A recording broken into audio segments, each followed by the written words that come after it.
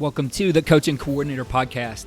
In this strange 2020 season, the things we talk about but usually don't happen are happening. Case in point, Penn State versus Indiana. It's the end of the game, up one. All Penn State has to do is get a first down and run out the clock. It's actually not to their advantage to score. The only thing Indiana can do to have a chance is to let them score. The intricacies involved in coaching this up on either side of it come down to preparation. On today's podcast, former head coach Rob Ash and I discuss a lot of these situations, including letting a team score as well as knowing not to score. Simply stated, it's something that needs to be practiced, and there should be a mechanism for both those things, for the offense to not score and for the defense to let them score. And we talk about a number of analytic situations, including that. I think there's a lot to learn from this one. This is from the archives, but it's worth posting again, especially with some of the things that are happening this season. Check out Coach Ash's free course on CoachTube called The Analytics of Two-Point Conversions. You might be surprised. He shows some decisions from recent games and analyzes those in this course. You're going to find it fascinating. This game did come down to two-point conversions for sure. I share that in two courses from CoachTube, one from Kevin Kelly, a guest on the podcast, and Tim Delaney, who's also been a guest on the podcast. They have courses on two-point conversions on CoachTube, and I'll share those in our links as well.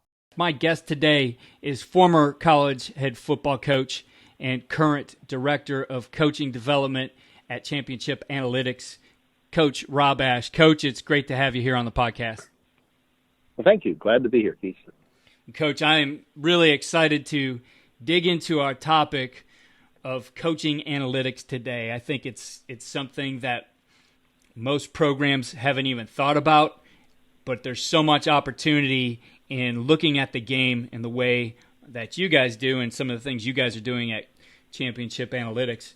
Before we get into that, Coach, I want to talk a little bit about your journey as a coach. You were a head football coach, finished up at Montana State. Prior to that, you were at Drake and Division III Juniata, and you had a great career. An FCS record of 171 and 84, over 200 wins in your career, which is a huge accomplishment in and of itself. And I know you had a great playing career as well at Cornell College, where you earned Little All-America honors. So, Coach, as you look back at that time prior to coaching, you finishing up being a player, what was it that spurred you to want to be a football coach? Well, it was an interesting story, Keith, because I always enjoyed playing.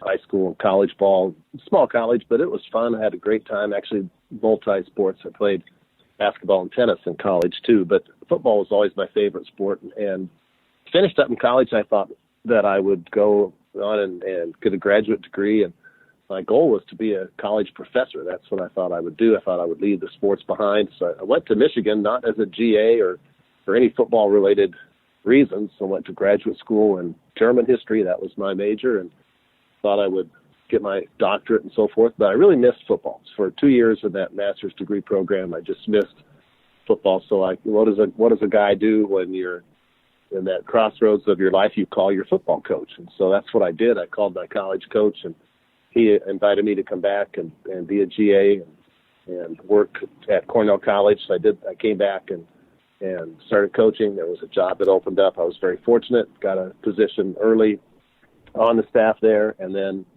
after 5 years as an assistant, I got an opportunity to go out to Juniata College in Pennsylvania and be a head coach at age 27. So been a head coach. I was a head coach for 36 years from age 27 to whatever that adds up to. And, like I tell my wife, I'm not very good at following orders. I've always been in charge. Yeah, well, I mean, it's interesting that you started 27 years old as a head football coach at the college level. That had to be a challenge in and of itself to take over a team really that early in your career. What were some of the things that you learned along the way that really prepared you for that opportunity?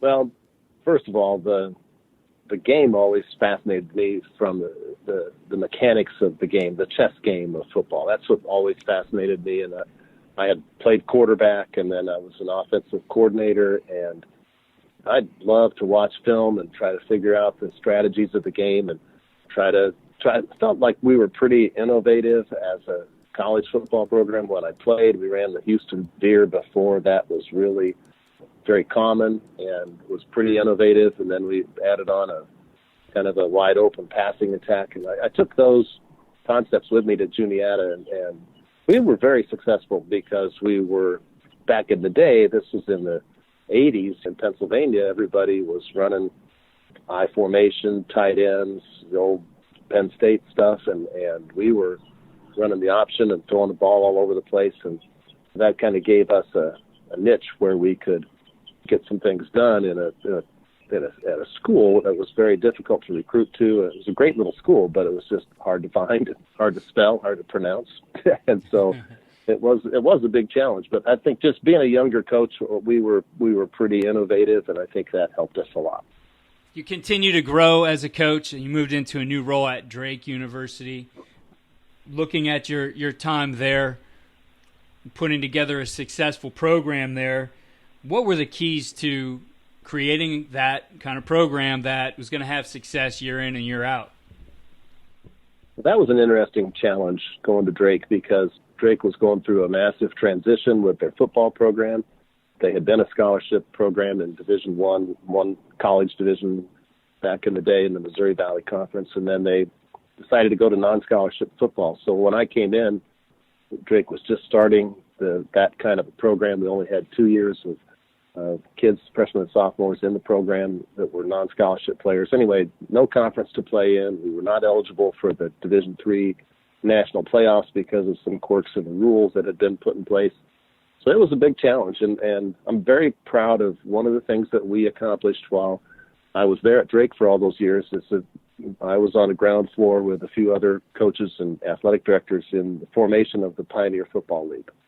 And that league was a terrific answer to the issues that the smaller private schools in Division I had about trying to play football, which was with scholarships in all the other sports, primarily basketball, but no scholarships in football. It was very difficult to find a place to call home in the structure of NCAA football, and the Pioneer League was an answer. The Pioneer Football League brought together teams from all over the country that were very similar in philosophy, small private Division I schools with scholarships in every other sport except football, no scholarships in football. So that became the rule of how the Pioneer League was established, and we created some great rivalries. Dayton, Butler, San Diego, and Drake, along with Evansville, who eventually dropped football. Those were the charter members, also Valparaiso. And the league has since grown, added Jacksonville and Davidson and several other schools now. And I guess looking at it, it didn't happen while I was there, but we got good enough. Jim Harbaugh coached in that league at San Diego. We had some really good teams at Drake. And now the Pioneer League has full status in FCS football. Pioneer League has an automatic berth in the FCS playoffs. And the Pioneer League has won a couple playoff games here in the last couple of years. So it was really, really a cool accomplishment to see that happen, to try to create a home for football for these schools that were very similar in philosophy, but just weren't very close together geographically. And most conferences prior to the last 10 years or so, when the things have kind of exploded, the conferences used to be based on geography, and the Pioneer League was really a pioneering effort in putting a conference together based on philosophy instead of geography. Coach, you spent a lot of time there from 1989 to 2006, and you had a lot of success along the way. Not very many losing seasons, I think only 2 in your time there. And you have those guys performing at a high level. Obviously it's not quite Division III, but it's not scholarship football, so you're getting some good athletes there. How are you bringing those guys together into a team, and what was your philosophy on building the culture and building a program? Well, first of all, we did have some great athletes. There were a lot of players out there, young men who wanted to go to college primarily for academics, but were really good football players. And so we looked at kind of Ivy League type families, people who wanted education first but still wanted to play football. And I guess the thing that happened since getting paid per se to play with a scholarship. They had good financial aid, but it was based on their family's financial need. So we had guys who just loved to play. They played for the right reasons. And I think that's the first thing that we built upon, was just taking a bunch of guys who had a great love for the game. And then we just created a culture of team first. There wasn't any hierarchy on our program for superstars or for special treatment. Everybody had to do their job. Everybody had to play for the team, and the team was the most important thing. And we got to be pretty good. We worked hard in the off season. We ran the football extremely well. We would throw the ball and we were wide open in the early part of games, and then in the fourth quarter with a lead, we were able to run the football and control the game, and that kind of became our MO for being successful. We went through a lot of coaches. A lot of coaches came and went through the time that I was there. Several guys went on to tremendous careers, and that was always an interesting thing too, Keith, because Drake didn't have a physical education department. There weren't any coaching classes. There were no fluff courses of any kind. It was a very good academic school and not really geared toward preparation for coaching. Guys came in and they were majors in all the academic areas, but yet many guys that played for me went on to coaching careers, I think, once again, because they just loved the game and wanted to continue to stay in it. From Drake, you move on to Montana State in the Big Sky Conference and FCS football, scholarship football. You guys had multiple appearances in the FCS playoffs. How does that change, I guess, in philosophy? Is it still a team first, even though you have some scholarship players now? What are you doing to take that athlete who obviously is of high status? I mean, even FCS, you're getting some really good athletes at that level, and I'm sure some egos along the way too. How do you bring that together? Yeah. Well, that was an interesting move because I wanted to try to get into the national playoff picture at an FCS school. Montana State was awesome to give me that opportunity, and we did. We recruited hard. We had established a pipeline to Texas from Montana, which seems kind of unlikely, but like we always joke, the kids in Texas were similar to the ones in Montana because they knew what cowboy boots and rodeos were all about. So, and football was really important to the players in Montana and the players we recruited from Texas, same thing.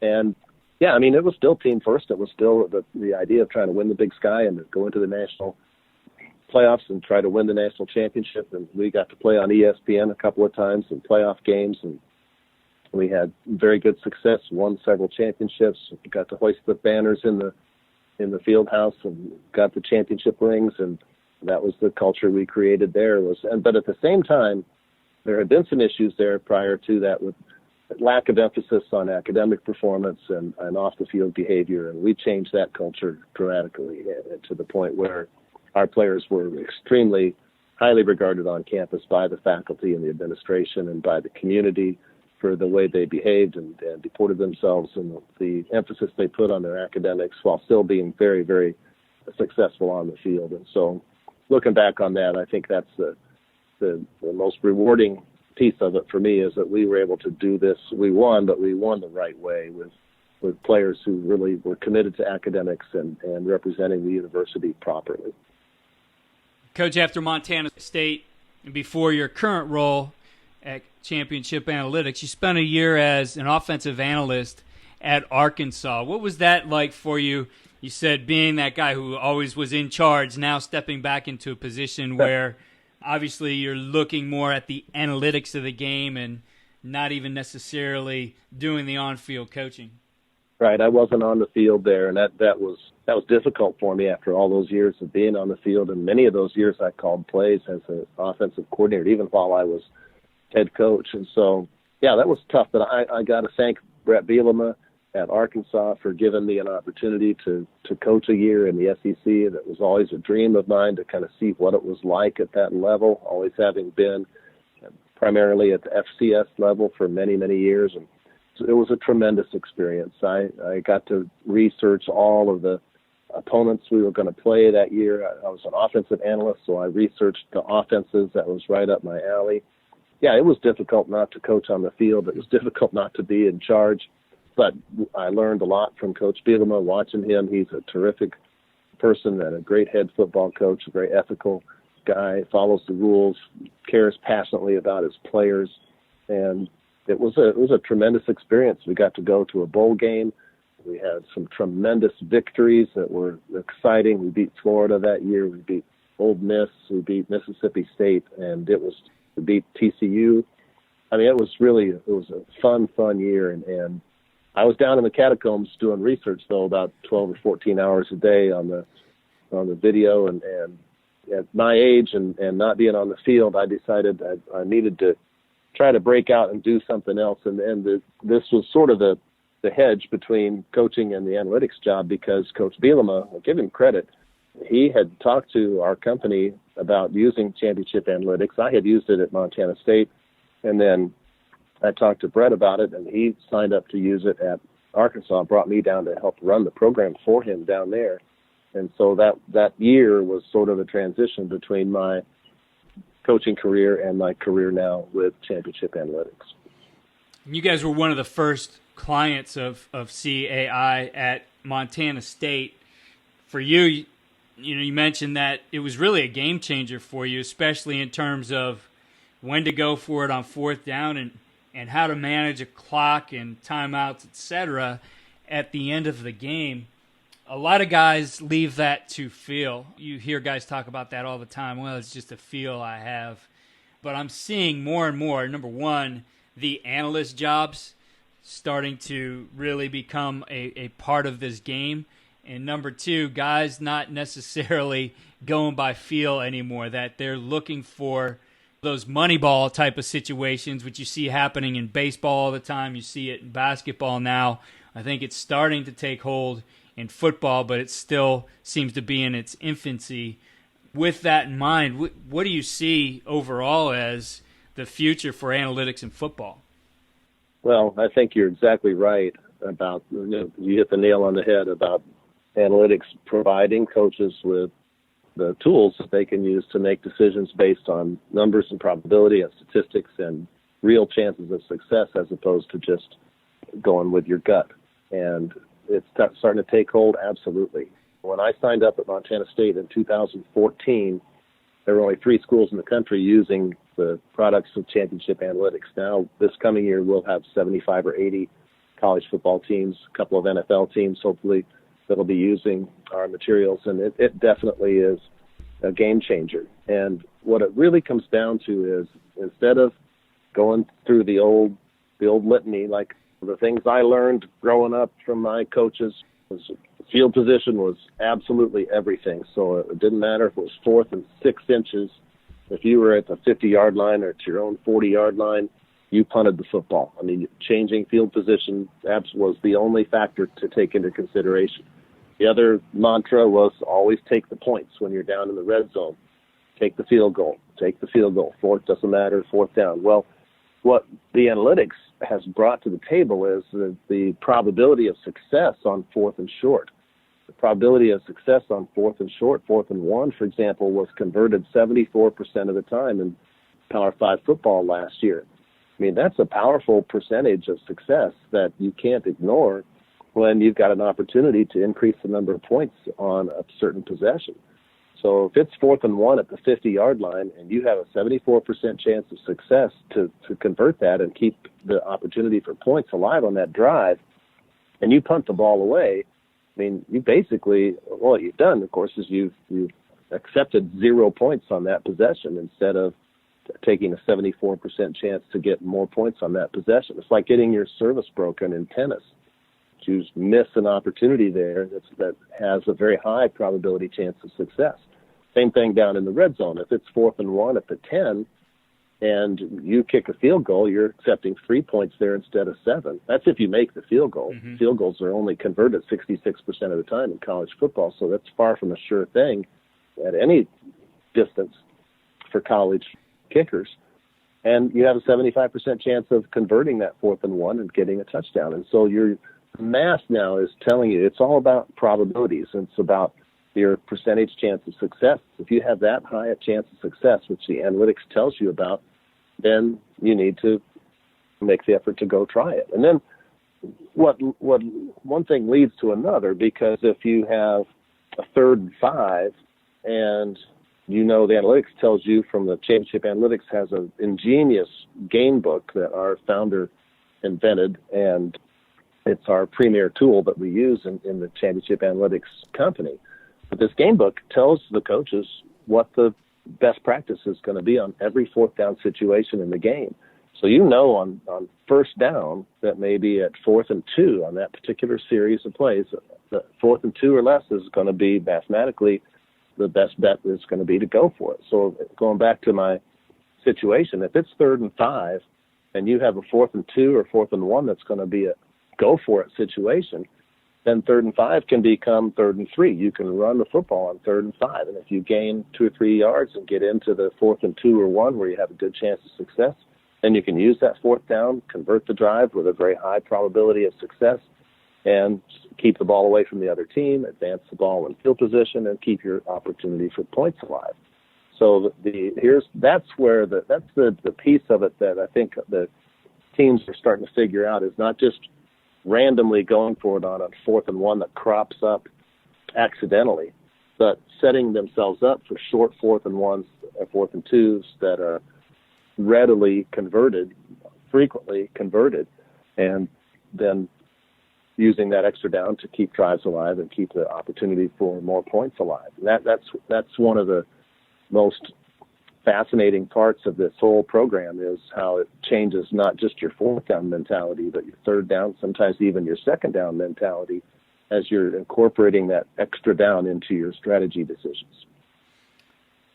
Coach, how does this play into the thought process of teams that are about up-tempo? When you hear some of the up-tempo coordinators talk about what they're going to do, is they just want to call plays at a fast clip, as fast as they can. How would something like these analytics play into that, and trying to, I guess, put that thought process into their mind so that as you're in a drive, I mean, you might know that this is a situation we're going to get, that we have 4 downs? Because I think that's important. When the coordinator knows you have 4 downs, it certainly starts to change how you think about that series and what you're going to call. Totally. And I don't think it makes any difference at all what tempo you play at as far as utilizing the recommendations in the CAI game book, because it is such an ingenious platform. As soon as the 1st down occurs, what the 4th down recommendation is. So I don't care how fast you're calling plays, you still have 1st down, 2nd down, and 3rd down to think about what that 4th down recommendation is, and whether or not you want to sequence your plays into that 4th down recommendation. I mean, no matter how fast you go, you're going to know on 1st down that 4th and 2 or less, let's say, or 4th and 3 or less, whatever the number is going to be a go. So now as you call 2nd down and then again 3rd down, you can incorporate that recommendation in and make a decision if you want to try to play for that 4th down or not. I mean, it still comes down to it. You don't have to run the ball on every 3rd and 5. I mean, if it's 3rd and 5 and you're a passing team and you're up tempo and you think you've got a great pass play that can get you 5 yards, then you call that play. And if you miss and it's 4th and 5, then you'll punt or settle for the field goal. But if you felt like that was the best way to keep that drive alive, then that's the play you call. But if it's 3rd and 5 and 4th and 2 or less is a go, and you want to try to get it in 2 pieces, then you can make a different call. So the entire playbook is open. It's not restrictive. CAI doesn't get into telling coaches you should run here, you should pass here, you should use 10 personnel here, 11 personnel here. We don't get into scheme at all. We simply say to the coaches, okay, at 4th and 2 or less, the math says you have a better chance to win this football game if you go for it than if you kick it away.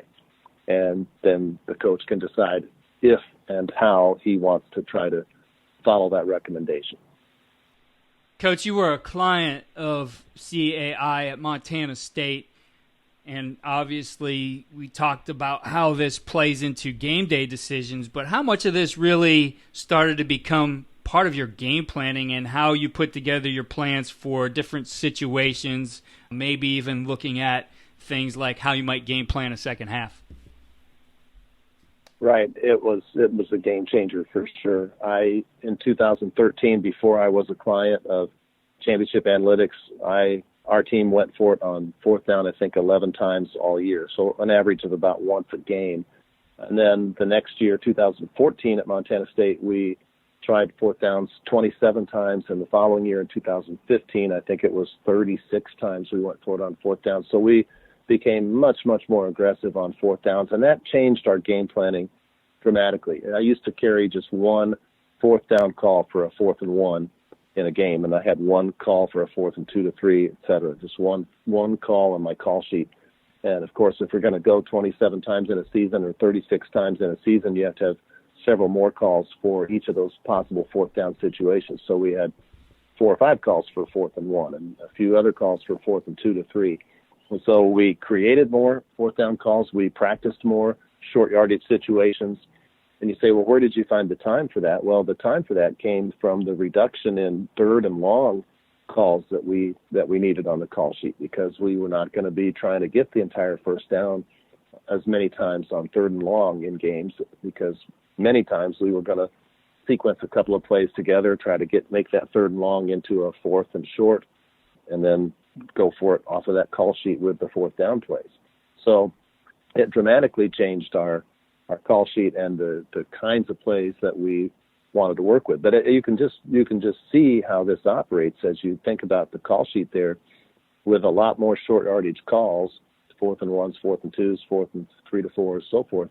Obviously, you're at shorter yardages when you're trying to be successful, and you're going to be more successful more often of the time at shorter yardages than you are at longer yardages. And so, for example, the proof for us in 2015 came in the red zone, where that season at Montana State, we had 55 red zone possessions, and we had 45 touchdowns.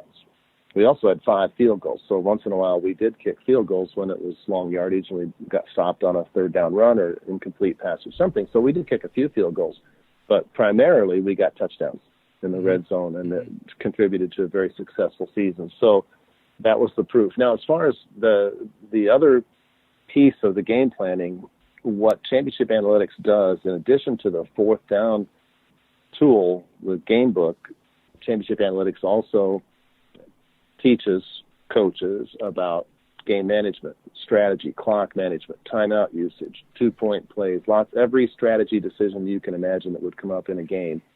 And a lot of that teaching is done just through the analysis of strategy decisions that happen during every week in the season.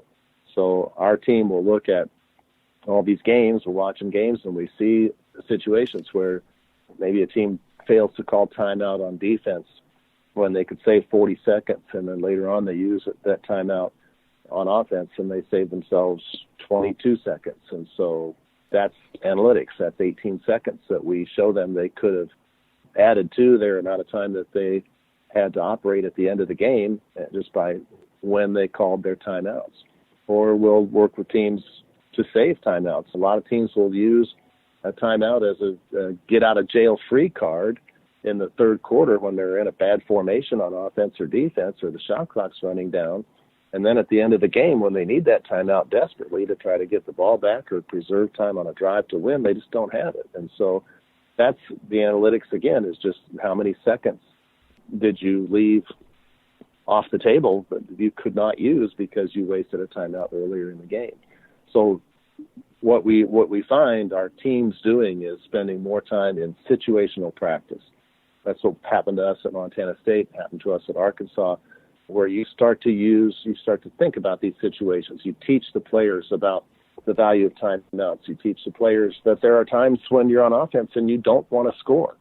I mean, if you can get a first down and then take a knee and the game will be over, then even if you break in the clear, the analytics says you should not score, because you have a 100% chance to win that game if you take a knee, and if you have some kind of reduced chance to win that game if you score, give the ball back to the other team, then they have a chance to try to come back and even up the game.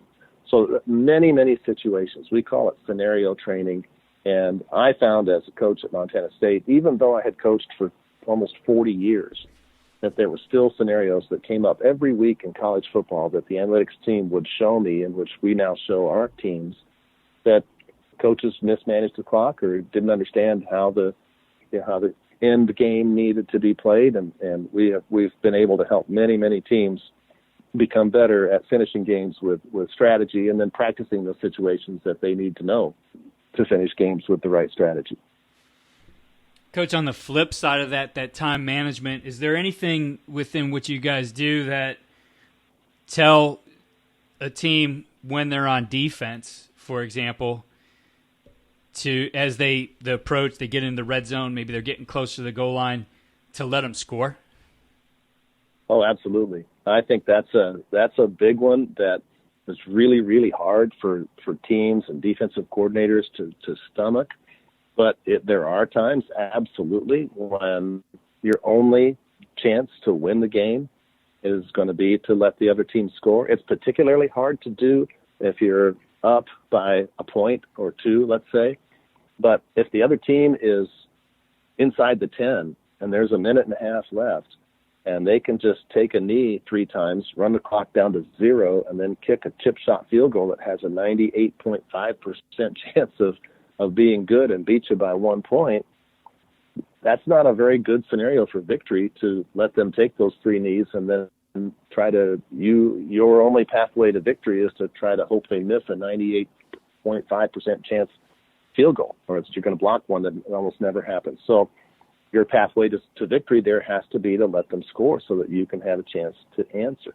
And that's difficult for people to stomach, like I said, but it's also critical to do. So we have charts that tell teams when they should allow the other team to score.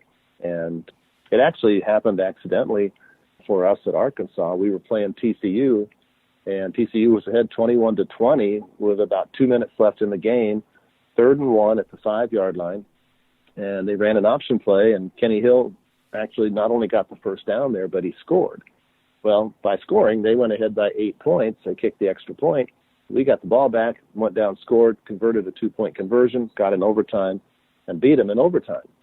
TCU could have won that game if the offensive player would have taken a knee after he got the first down. It was 3rd and 1 at the 5. So if he got the yardage for the first down, if he would have just slid down at the 2-yard line, not scored, then they could have taken a knee and the game would have been over.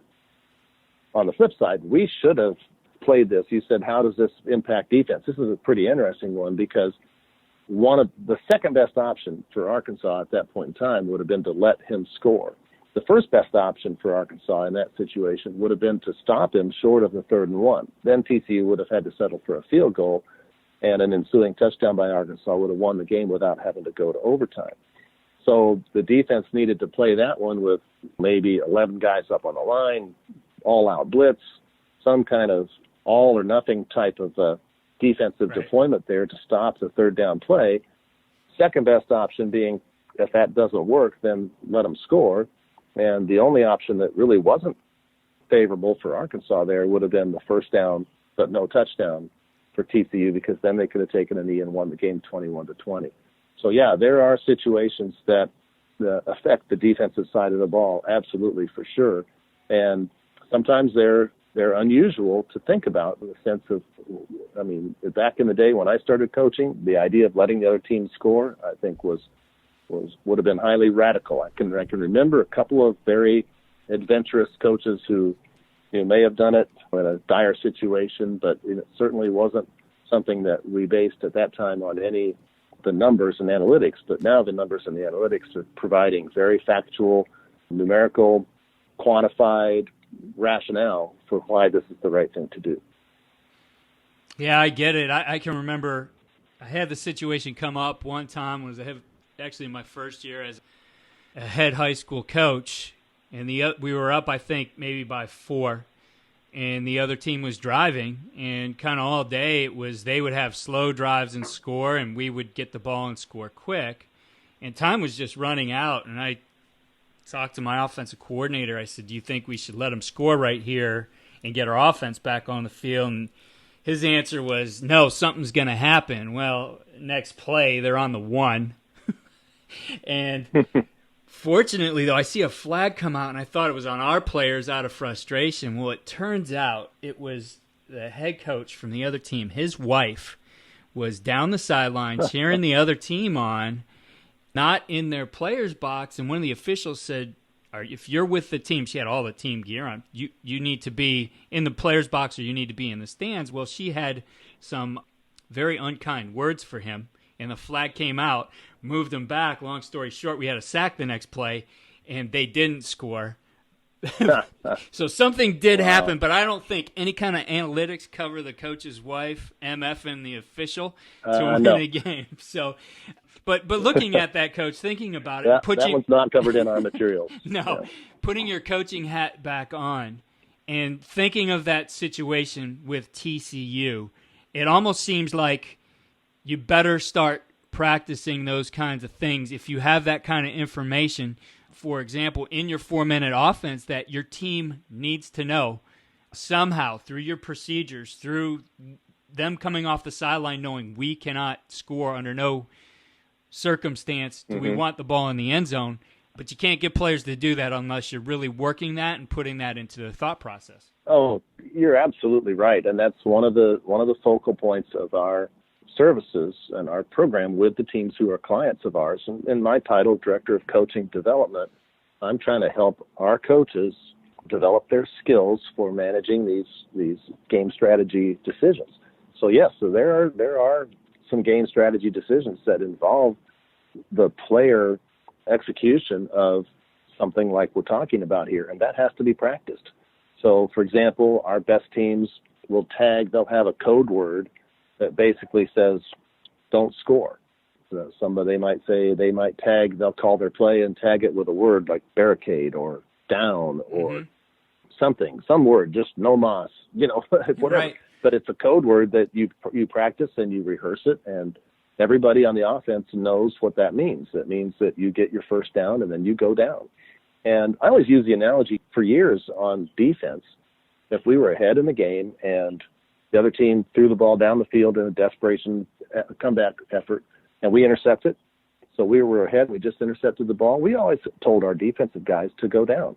I mean, every coach in America has done that. That's something we've always done. And we've told because we were afraid that he might get tackled and fumble the ball back to the other team, of course, if he tried to run with it after the interception. So we've done it. We've told players on our team to go down. It's just been on defense, and it's just been anathema to think about it on offense. But now it's not anymore. It's in we have a packet of situations that we give to our client teams, and this is one of them.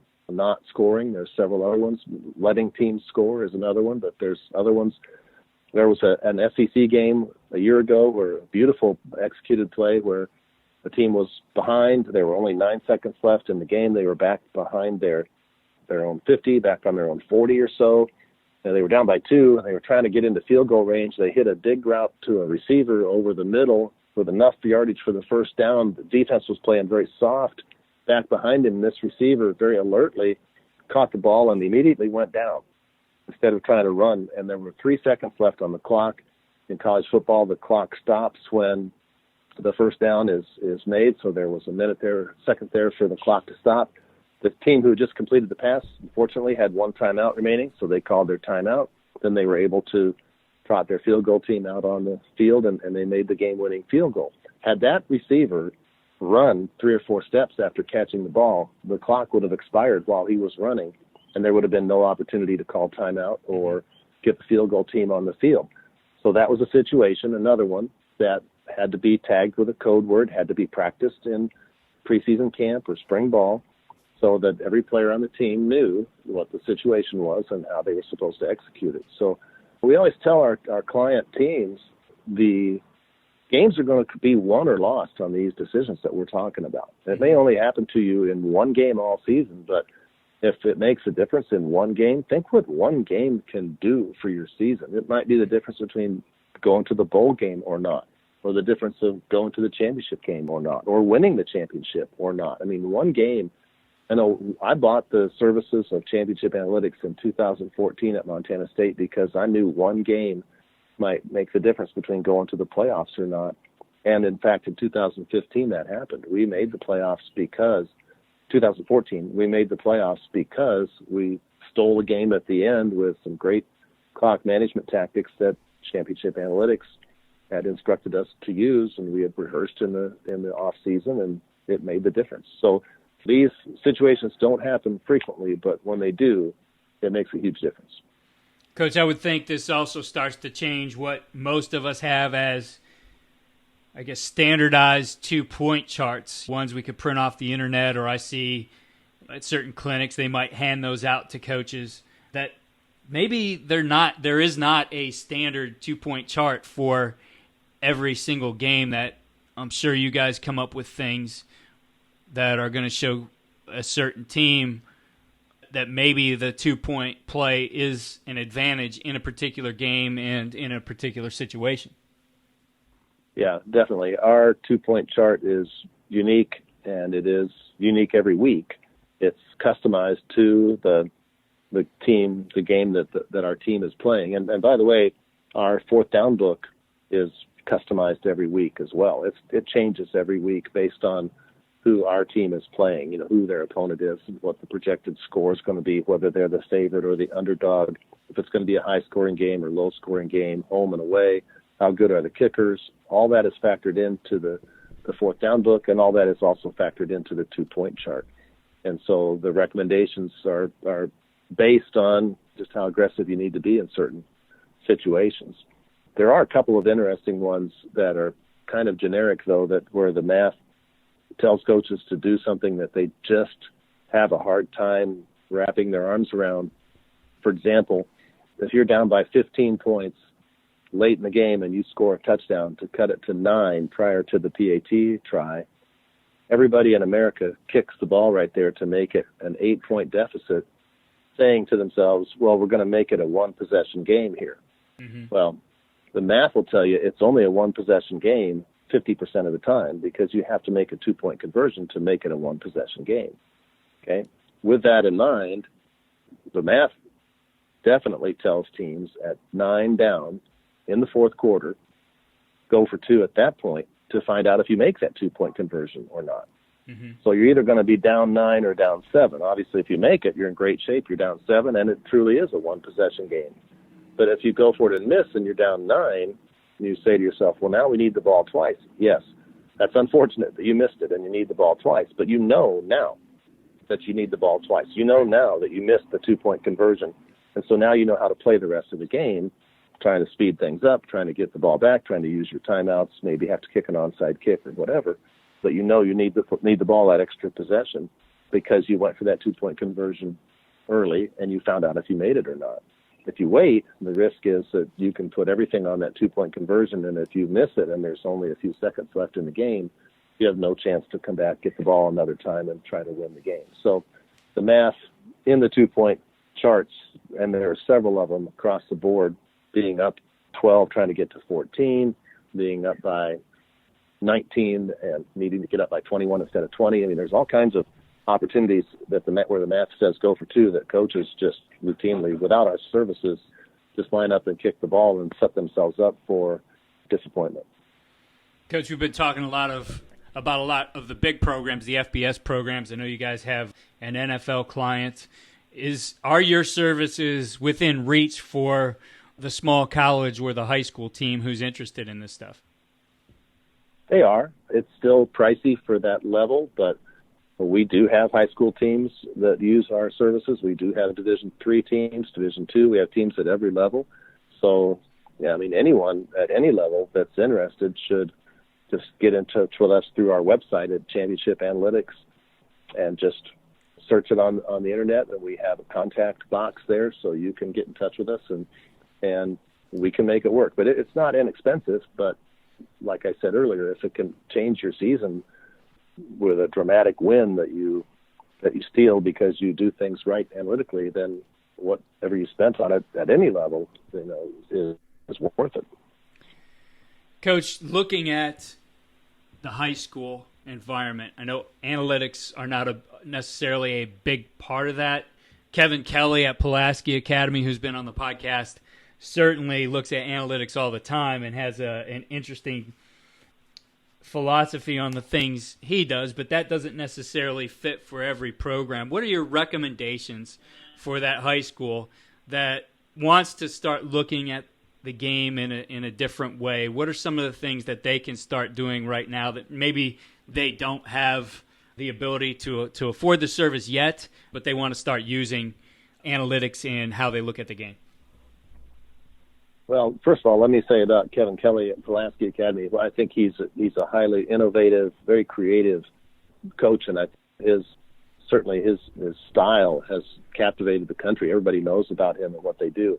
It's not analytics to the extent that they go for it all the time on fourth down and never punt. I mean, there are times when they're defying really what the analytics do say. So my point being that there are times, many times in games, where the analytics says the right thing to do is punt, and so the analytics doesn't always say go for it. I mean, it says this is the prudent thing to do at this point in time.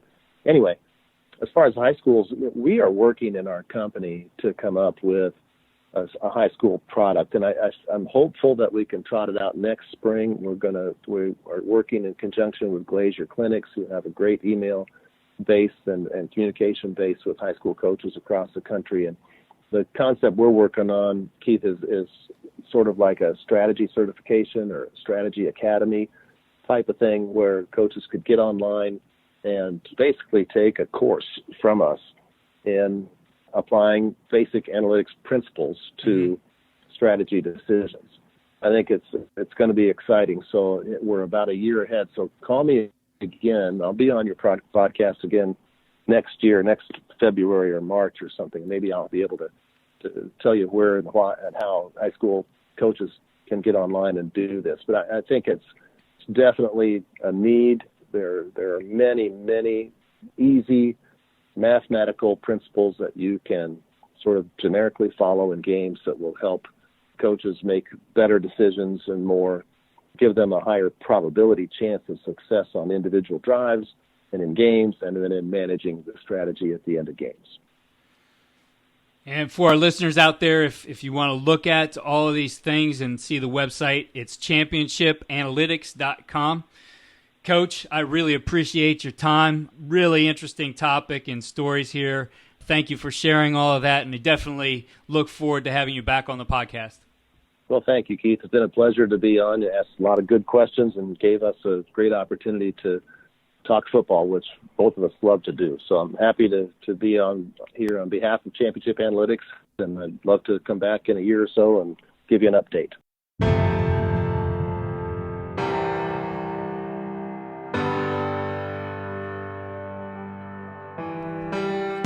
Listening to the Coaching Coordinator Podcast.